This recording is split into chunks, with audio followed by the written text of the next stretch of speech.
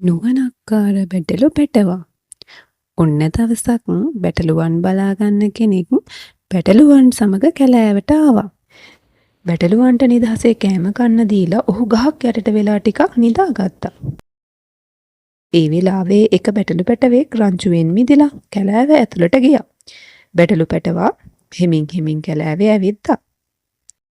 බැටළු පැටවා දැක්ක නරිහාමි කෙනෙක් බැටළු පැටවා අල්ලගන්න හිතලා එයා ඉස්සරහට දුවගෙන ආවා.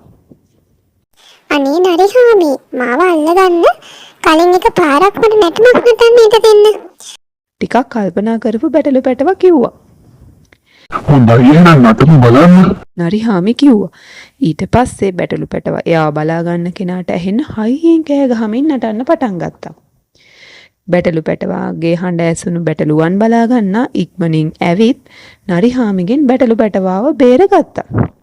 දැක්කා නේද? බැටළු පැටවාගේ පුංචි මොලේ තරම